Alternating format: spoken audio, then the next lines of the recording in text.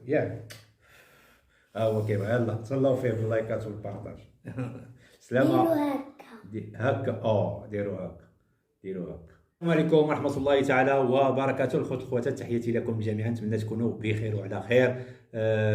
نتمنى من الخوت الخواتات الدعم لهذه القناة، الدعم المادي والمعنوي والاشتراك والابوني واللايك والبارطاج. اللي ما مشتركش يشترك، واللي ما توصلوش الاشعار يتابوني، واللي يتابونا من جديد. المهم القناة محتاجة لكم ومحتاج لكم القناة المهم في امس الحاجه لكم في هذه الساعه هذه، لان انتم كتعرفوا كنا متوقفين من التفاعل مشى. خوتي وخواتاتي العزاز والغاليين، الموضوع داير ضجه، الموضوع ديال سعاد خوتي العزاز والملف ديالها اللي معروف يعني من قديم. هذه سنتين ولا هذا، والناس تتكلم وتتعرف يعني كل صغيره وكبيره في القضيه ديال سعاد. اذا كاين واحد الصراع ديال الاخوه، بعض الاخوه والاخوات، كاين يعني وجهات النظر مختلفة. يعني كاين واحد الاختلاف كبير وعميق، لدرجة يعني بدينا كنشوفوا بعض الخرجات اللي هي شوية مقصحة الدعوة. ضروري الإنسان ما يعطي الرأي ديالو. أنا يعني سنين تكلمت، أنا عطي الرأي ديالي في هذه القضية. صراحة أنا عندي نفس المسافة ما بين جميع الإخوة والأخوات، كنحترمهم كاملين، كيحترموني كاملين. الجميع تيعرفني وتيعرف السلوك ديالي كيفاش داير. القضيه ديال الخاص ما عنديش معها، كانت في الماضي يعني كنتواصل وكذا، او دابا واخد المسافه. نتوما كتعرفوا خوتي، القضيه ديال الخاص شنو تيولي فيها الصراعات اللي تيوليو دابا ملي تيخرج داكشي ديال الخاص للعلن، وتيولي داك النشر كيتنشر، مصيبه كحله. كتولي ما كتعرف لا تشد لا اليمين ولا الشمال، واش هبط في الحدوره ولا طلع في العقبه، الله يستر. المهم قضيه في شكل الموضوع الاهم ديال هادشي ديال هاد النقطه ديال الخلاف والاختلاف اللي واقع دابا، ديال هاد زنا المحارم. هاد الملف ديال زنا المحارم اللي يعني بكري تحكم عليه بالبراءه ديالو في الابتدائي. دابا راه القضيه استأنفوها وما نعرف شنو غادي يكون. الدلائل كتعرفوا نتوما بان شبه منعدمه او قليله. يعني النسبه الكبيره ديال تأييد الحكم الابتدائي معروفه، يعني اكثر من 90%. الا ان كاين واحد النقطه ديال هذيك سعاد دائما تتقول هو، ولو انا ما تنقولش انا هو، يعني هي تتقول ديك هو، تتقولها بواحد الحرقه، وراه سمعناها في المنبر ديال شفتي فيه شي حوايج اللي مبنيه على واحد الشك ولا واحد اليقين. هي عندها تتقول يقين، واش كذباتها وسيقاتها تولينا تنطيقوها معها او شي حاجه من هذا القبيل. اذا داكشي غادي يثبت غير بالدلائل. اذا القضاء تيحكم بداكشي اللي قدامه، ولو يكون داك سعاد على صح. انسان كما تنقولوا، حكم المحكمه هو عنوان الحقيقه في الاخر، وهذيك هي الحقيقه اللي غيبني عليها كل واحد. ما عند الانسان فين غادي يطعن داك الساعه ولا هذا يعني. ولا كانت سعاد على حق، ربي ياخذ لها حقها. ولا كان هذاك السيد على حق وسعاد ظالمه هو وبنته، ربي ياخذ لهم حقهم، لان هذا هو كلام الحق، وهذه هي المصداقيه. الخوت والخواتات، وبعد واحد اللعيبه كنت نسمع ديك الايامات، مهم حتى مؤخرا ماجده، اختفاء ماجده، الشاهده ماجده كذا، اللي تيقول لك غبروها خلعوها كذا. حتى واحد صاحبي عزيز عليا عنده قناه شي ايامات دار واحد السلسله ديال موت ماجده توفات، ماتت في طنجه كذا، اخبار حصريه عاجل كذا، موت ماجده. دابا ماجده ولات حياه، خلقت من جديد عاوتاني. خرج واحد صديق ديالي تا هو صاحبي وعزيز عليا عنبر اعلامي، تا هو عاوتاني قال تواصل مع ماجده سيدي، وكاينه في بن سوده، نعم سيدي، عند شي قهوه ديال الشوا ولا داك الشيء، خدامه وبخير وعلى خير، وقال لك ما بغاش تزور. المهم اللي قلنا هو ان كل شيء كيتبنى على الدلائل، وبالتالي اي واحد خرج تيقول شيء او تعطي شي روايه مختلفه على الروايه ديال سعاد او كذا او كذا، حتى هو لازم بالدلائل. بمعنى لما تنطالبوا شي حد انه يعطينا ما يثبت في موضوع فلانه قالت او ما قالت، جبنا الدليل على هذه ولا على هذه. حتى هاد الروايه اللي خرجت جديده ديال انه تم الاتصال بماجده بانها قالت على اساس ان حسابها في الاول غير لعبه ديال اليوتيوب او صراع القنوات، اللعبه ديال الادسنس وكذا، ما كانش يحسب لها بان هذا الشيء هذا غيتطور يمشي للمحاكم وغادي يعني تولي القضيه فيها شهاده وهي ما تقدرش تشهد هذا الزور. هذا كلام تا هو يعني اللي خرج به واللي جا به لازم انه يعطي دليل عليه ويعطي اثبات بان هذا الكلام حقيقي.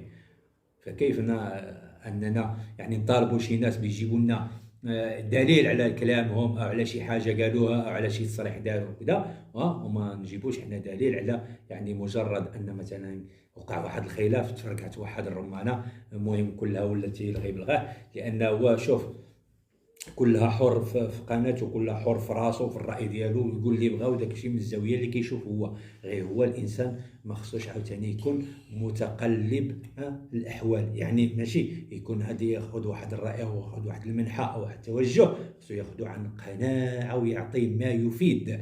ماشي داكشي اللي كنت انا كنحللو البارح تنحرمو اليوم، واللي كنت نحرمو البارح تنحللو اليوم. البارح كانت مثلا مقهوره دايره كدا العقوق هذه تتعاني بكدا دايرين بها مدورينها كذا، دابا نعايروها بانك تخبع ولادها في الدروج، كتسمع فيهم الدروج، كتسمع فيهم المغتصبين او شي حاجه او شي حاجه او شي وحدين او الله اعلم او كذا، مجموعه من الاشياء اللي ولينا نسمعوا. الناس غير بالامس القريب كانوا تيقولوا كلام اخر، يعني تيقولوه بواحد الحرقه وكذا. ما يمكنش تقول لي مثلا صحوه ضمير ولا هذا، لا ماشي صحوه ضمير، تصفيه حسابات انا نقدر نسميها، او لا لعبه الادسنس هي هذه، يعني كلها وهمه في راسو، كلها والتوجه ديالو. انا ما تنقصد حد، انما تنهضر يعني بصفه عامه. كما قلت لكم في الاول، الكل الجميع خوتي، عندي نفس المسافه مع الجميع، تنحترم الجميع كاع الاخوه والاخوات. هو الاختلاف اذا وقع في الخاص وقع اختلاف، وقع صراع، لان انتم كتنسقوا بعضياتكم في الخاص وكتهضروا انت تخرج بكذا وانا نقول كذا، ولا مثلا هادشي عادي جاري به العمل عن جميع القنوات مثلا ديال كل الاتجاهات اللي في هذا الطرف ولا اللي في هذا الطرف عادي. ولكن باش داك الصراعات او داك المناوشات اللي كانت تدور او داك الاختلافات اللي كانت تدور دابا نوليو نشروا داك الشيء هذاك، انا ضد صراحه، انا ضد مع احتراماتي للجميع. هذيك الام فعلا مكلومه، اخطاء ديالها اخطاء كبيره وكثيره، ولكن ما خصناش نبركوا عليها عاود بركه خايبه. خطات كتخطا، كتزيد فيه شي حوايج، كتزيد فيه، كتبوحط لاله البوحاطيات. ها ما عندهاش فرانات، ما عندهاش فرانات، مهتزه مهزوزه، كلشي فيها. انما عاوتاني بنادم يضرب ويقيس، اللي ليها واللي عليها، كيف ما الاخرين اللي ليهم اللي عليهم. البارح شي وحدين كنشوفهم حتى كيغلطوا تيقول شنيتي قال، لا اسمح لي ما نقول لك شنيتي قال، لا نقول لك لا فلان. عادي يا صاحبي، انت من الاول كاع ملي كنتي ضد، او لا اختي ولا خويا، ملي كنتي ضد وقول لها السميه ديالها، شنو المشكل؟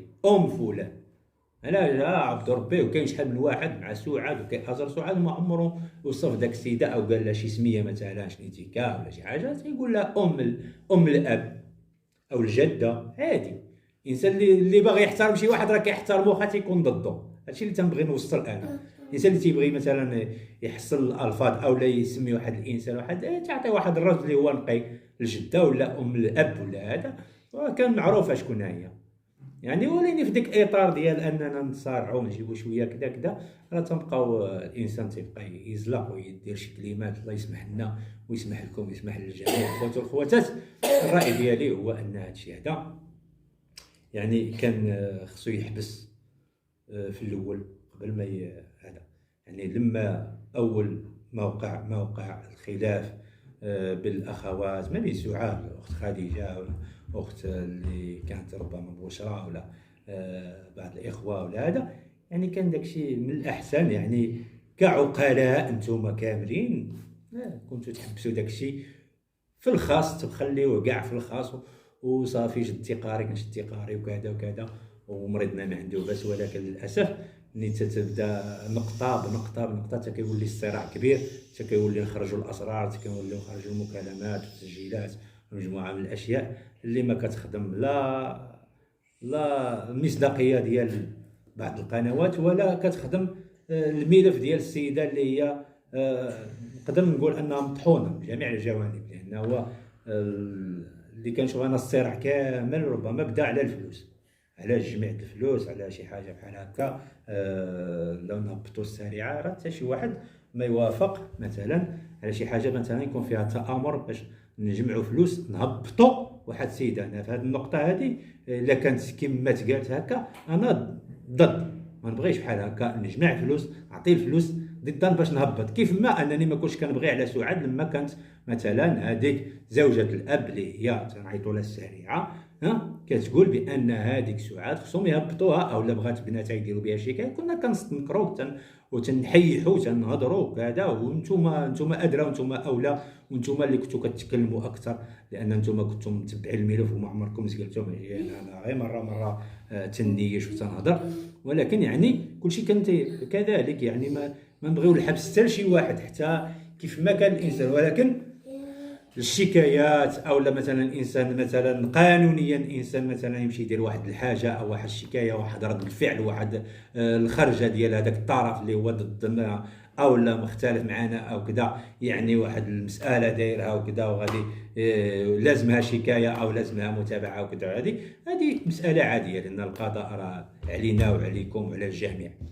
اما باش يكون مثلا تآمر كيف ما بعض الاخوه ولا الاخوات سمعوا اننا نتآمروا ونجمعوا باش نهبطوا، يعني نهبطوا، عرف شنو هي نهبطوا هذيك خيتي الحبس، انا ضد بحال هكا. لكن هكا من اجل هكا نهبطوا خيتي الحبس لا. اما لكن من اجل اننا نديروا شكايه بواحد الفعل معين او صدر لنا شكايه معين او شي خرجه كانت عندها معينه ونديروا بها شكايه على هذيك الاقوال او على شي حاجه، هذه مساله عاديه. يعني كل متضرر عليه اللجوء للقضاء، وهذا القضاء يعني حق مشروع لكل واحد انه يتقاضى، يمشي للقضاء ويدير الشكايه ديالو ويشتكي بهذاك الانسان اللي تضرر منه او كذا. ومن حق سعاد ان تدخل طرف مدني في هذا الملف او في هذا الملف هكذا الا شافت راسها انها مضروره من شي حاجه، وهي في جميع الاحوال مضروره، وهي تنشوفها اكبر ضحيه في هذا الملف. لانه صراحه سعاد ما جنات والو من هذا الشيء هذا. يعني نقدروا نقولوا يعني كمشاهده صراحه على ديك اللعبه الادسنس، لان كلشي كيهضر الادسنس كمشاهدات او كادسنس او كذا. يعني القنوات اللي كانوا يتكلموا في الملف ديالها هما يعني ربحوا اكثر منها وصوروا الفلوس اكثر منها بالدوبل. ربما تكون هي عندها مساعدات من غير ادسنس، يعني ماديه هكا من عند المتابعين المحبين المتعاطفين المساندين ممكن.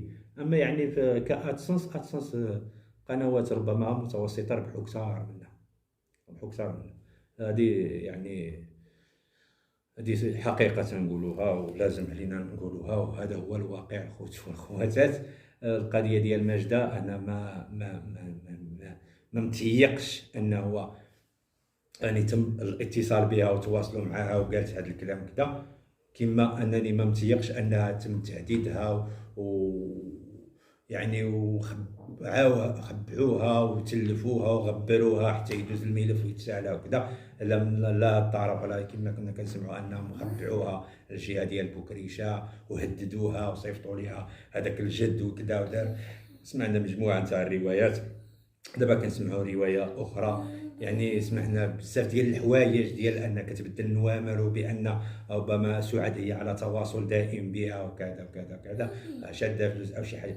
المهم بزاف ديال ما يتقال، بزاف الهضره، والحقيقه فينا هي مفقوده. اخوتي وخواتاتي هذا هو الحق، الحقيقه راه مفقوده. الا كان شي واحد اتصل بشي ماجده او شي تكلم معها او قالت او كذا عندما يفيد، خص يكون دليل واثبات على هذا الشيء هذا. لان قوه الكلام وقوه ما يتقال لدرجه الانسان ما بقى ولاد المتتبع اللي ساكن ما عرفوا فين الاتجاهات يشدوا، كيبقاو مره هنا مره كيتخربقوا معنا. يعني لدرجه ان بنادم ما عارفش فين يشد، واش يشد هنا ولا يشد هنا. وبالتالي يعني اي هضره خصها اثبات، لان اليوتيوب فيه الكلام بزاف والحقيقه كتبقى مفقوده للاسف الشديد. وواحد النقطه تنبغي نقول، يعني الانسان يعني عنده واحد التوجه وعنده واحد واحد الاشتغال في واحد المجال معين، يعني خصو يخدم المجال ديالو صراحه. انا كنشوف الصديق ديالي اللي هو صاحبي عزيز عليا، تا خصك تكون واحد الطرف كتنور محايد، ماشي يستقي الخبر من هنا ويجي يستقي الخبر من هنا، المعلومه من هنا ومن هنا. شفت الخرجه ديال خويا العزيز، الصحفي ديالنا العزيز اللي هو صديق وكنعتزو الصداقه ديالنا معاه، انا خرجه يوتيوبوريه درتي اليوتيوب اليوم، كنتي يوتيوبر بمعنى الكلمه، خرجتي يعني. بارك الله فيك ولدي، شكرا، الله يخليك الله يرضي عليك. يعني خرجه يوتيوبوريه مع كامل احتراماتي لك، كنشوفها يعني كنتي تناولها، ممكن تناول تجيب شي معطيات جديده وكذا تنور بها شي حاجه اللي غتبين شي حقيقه معينه جديده، ولكن بالطريقه ديال كيف ما عاهدناك كصحفي، غتعطينا واحد يعني ما تجيش ديريكت داخل في واحد في واحد السيده ولا في واحد الجهه ولا واحد الاشخاص، أنا كأنك يوتيوبر مع شي طرف معين. هذا هو اللي كاين، هذه ملاحظتي خذها كصديق عزيز عليا، ولكم واسع النظر.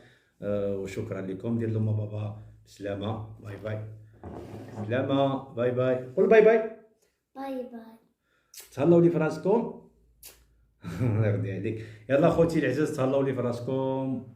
شكرا لكم، الى فيديو قادم ان شاء الله. ياك هو كيما، يلا تهلاو فيه باللايكات والبارطاج. ديروا سلامه. هكا. هكا، ديروا هكا، ديروا هكا.